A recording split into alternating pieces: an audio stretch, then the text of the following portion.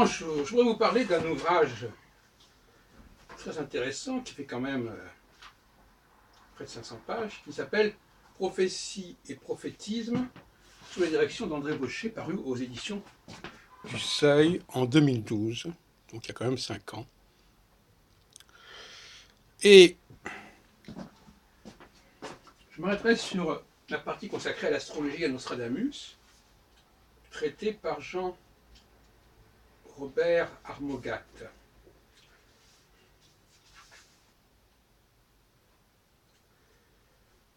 Alors, je commencerai par l'information concernant Molière, qui paraît très intéressante.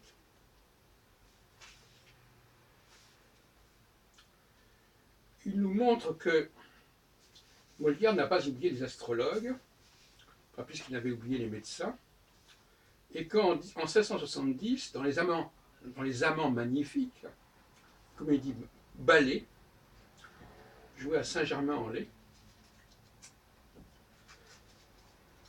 on a le personnage d'Anaxarque, où l'on reconnaît Jean-Baptiste Morin de Villefranche.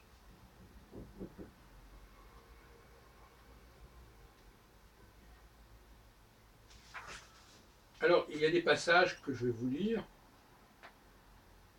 Avec tout le respect que je dois à madame, il y a une chose qui m'étonne dans l'astrologie, comment des gens qui savent tous les secrets des dieux et qui possèdent des connaissances à se mettre au-dessus de tous les hommes aient besoin de faire leur cours, de demander quelque chose. Et alors un autre passage, entre la princesse Érifile et l'astrologue, donc l'astrologue qui s'appelle donc Anaxarque. Le ciel Anaxarque me marquera les 2 fortunes qui m'attendent. Oui, madame, les félicités qui vous suivront si vous épousez l'un, et les disgrâces qui vous accompagneront si vous épousez l'autre. Mais comme il est impossible que je les épouse tous deux, il faut donc qu'on trouve écrit dans le ciel non seulement ce qui doit arriver, mais aussi ce qui ne doit pas arriver. Alors,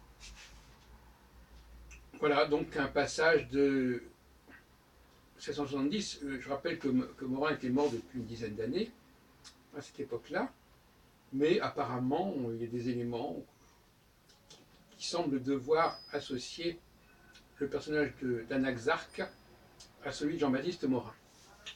Alors je passe maintenant à Nostradamus. Alors là, c'est plus problématique, ce qu'écrit Armogat sur Nostradamus n'est pas satisfaisant.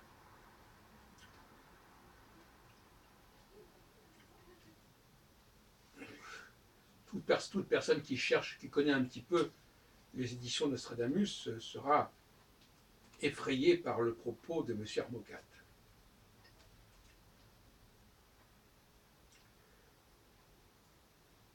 Alors, je lis page 164.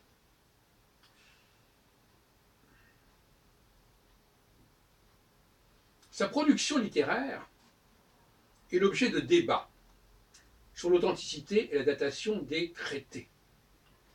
Pas beaucoup d'emplois le mot traité, mais en revanche, les débats font référence à mes propres travaux, dont il cite 2 ouvrages, les documents inexploités sur le phénomène nostradamique de 2002 et le texte prophétique en France, Formation et fortune, presse universitaire du Septentrion, 2001. En fait, la thèse a été soutenue en 1999, mais il y a eu plusieurs éditions. Villeneuve d'Ascq, 2001. Alors, bon, d'accord. On lui attribue des almanachs, continue l'auteur, Armogat, parus entre 1550 et 1556, qui contiennent des calendriers avec les fêtes des saints, les temps durant lesquels l'Église autorise le mariage, les dates de foire de Lyon et des pays de France, des considérations astronomiques et météorologiques et un tableau de pronostication sur l'avenir. Alors, cette période de 1550-1556, elle correspond à peu près à rien. si ce n'est qu'effectivement, jusque-là, il n'y avait pas de quatrain ajouté aux almanachs. À ces textes en prose, Notre-Dame ajouta, à partir de 1555, des prophéties rimées. Là, ce sont effectivement les quatrains qui accompagnent les almanachs. Bon. Dont une partie fut réunie en 1605 sous le titre de présage. Bon. Effectivement, dans les éditions des centuries du XVIIe siècle, on récupère les quatrains des almanachs, qui ne sont pas les quatrains des centuries. Et justement, c'est là que le bas blesse. Publié juste après, entre 1555 et 1558, ces centuries, alors que jusqu'à présent il parlait des prophéties rimées des almanachs, sont composées de 18 de 100 quatrains. Or, même si on considère que ces éditions sont contrefaites, entre 1555 et 1558, on n'aurait publié que 7 centuries. Tous les auteurs sont d'accord, tous les chercheurs sont d'accord pour considérer que les trois dernières centuries ne seraient pas parues avant 1568. Donc, publier en 2012 un travail de ce genre, c'est quand même un peu un problème, parce que ça nous donne une idée extrêmement confuse, extrêmement brouillée de la chronologie de Nostradamus. C'est un travail bâclé, il faut dire les choses comme elles sont. Nous, on ne comprend rien d'ailleurs, personne ne comprend rien. Il n'y a que les gens qui sont à peu près avertis, qui voient d'où viennent les erreurs. Moi, je vous rappelle qu'en 2007, j'ai soutenu à la Sorbonne un post-doctorat, qui a été filmé en partie d'ailleurs, que vous pouvez trouver en vidéo, du moins le début. Et puis le texte du post-doctorat, on trouve également sur prophétie.it de mon ami Mario Gregorio, sous le titre Jean-Giffrey Dréchac, le dominicain Jean-Giffrey Dréchac, et la critique nostradamique, la naissance de la critique nostradamique au début du XVIIe siècle. Alors, les études nostradamiques ont pris une tournure très intéressante à partir des années 1580, notamment avec les reprints des éditions 1555 et 1558, si ce n'est que malheureusement, ce sont des contrefaçons selon moi, mais comme on était tout contents de les avoir découverts, notamment notre ami Robert Ibn Azra, c'était un peu embêtant de dire que c'était des contrefaçons. Ce qui est paradoxal, c'est que les vraies premières éditions, on ne les a pas retrouvées, et les fausses éditions, on les a retrouvées. C'est un paradoxe. Donc cet ouvrage de 2012 est paru aux éditions du Seuil, les éditions d'ailleurs qui sont illustrées par la parution dans les années 60 des ouvrages d'André Barbeau, de la collection Zodiac, puis aussi de la psychanalyse à l'astrologie et le traité des pratiques d'astrologie. Mais en 1999, ils sont publiés également de Bernard Chevignard, les présages de Nostradamus. Et malheureusement, M. Armougat n'a pas pris connaissance de cet ouvrage, qui lui aurait évité un certain nombre de confusions, avec des dates qui ne correspondent à rien d'ailleurs. Mais je vous rappelle que je suis historien de l'astrologie, certes, mais plus encore peut-être du prophétisme, qui a été l'objet de ma thèse d'État. Le texte prophétique en France, formation et fortune. Et d'ailleurs, mon ami Patrice Guinard avait compris lui aussi que l'histoire de l'astrologie présentait moins d'intérêt d'une certaine manière que l'histoire du prophétisme. Ce qui fait que moi-même, à partir des années 1980, excusez-moi, du lapsus, à partir des années 80-85, je me suis plus intéressé au prophétisme et à Nostradamus, mais pas seulement, qu'à l'astrologie. Et je suis revenu à l'astrologie après avoir soutenu mes différents travaux sur Nostradamus.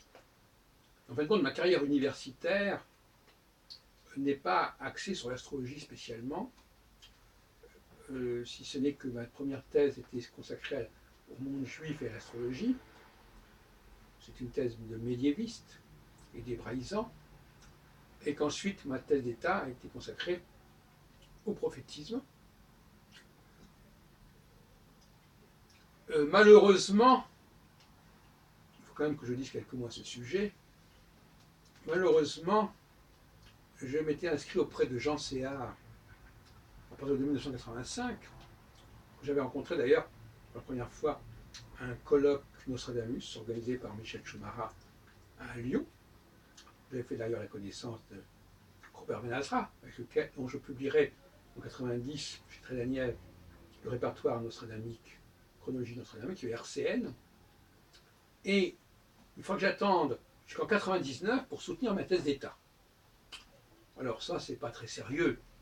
De manière générale, j'ai eu beaucoup de déboires au niveau de mes travaux de thèse, parce que j'ai dû attendre énormément de temps pour soutenir telle et telle mémoire.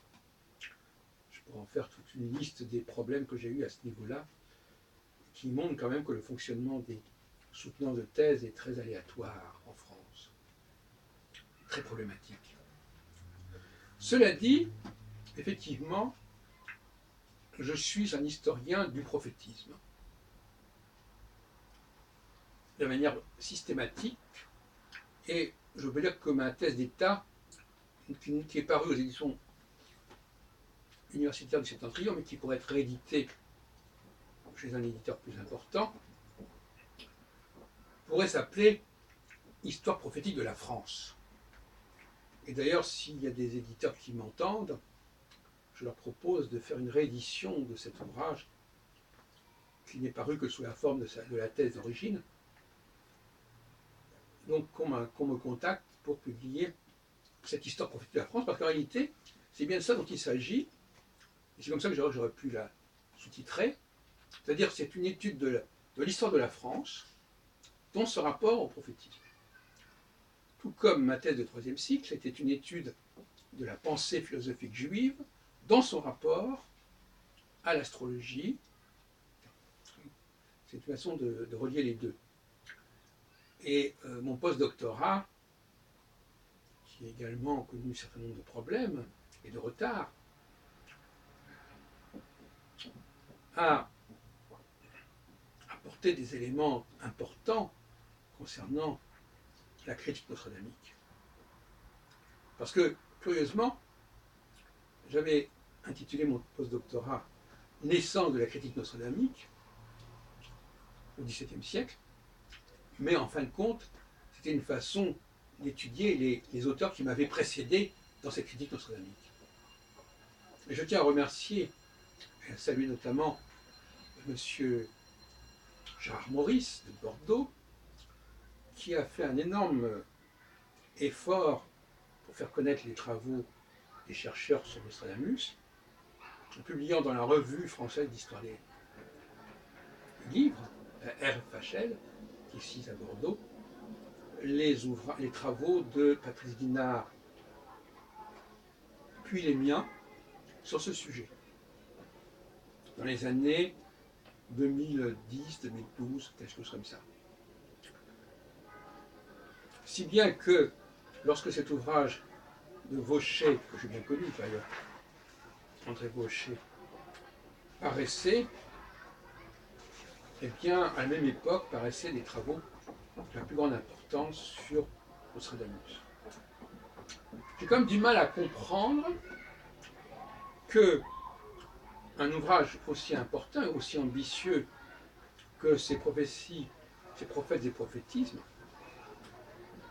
ait laissé passer des études aussi mal agencées que celle de M. Armogat, que j'ai bien connu d'ailleurs par ailleurs, parce que j'ai suivi au début des années 2000 son séminaire à l'École pratique des études. Et je répète donc que les auteurs qui ont participé à cet ouvrage, André Vaucher, Jean-Robert Armogat, Sylvie Barnet, Jean-Pierre Bastian, Philippe Boutry, Pierre Gibert, Valerio Petrarca et Isabelle Richer. Donc, je regrette effectivement que M. Vaucher n'ait pas fait appel à mes services, mais enfin, au moins, je dois reconnaissant à M. Armogat d'avoir signalé mes travaux, même s'il ne semble pas qu'il les ait vraiment compris.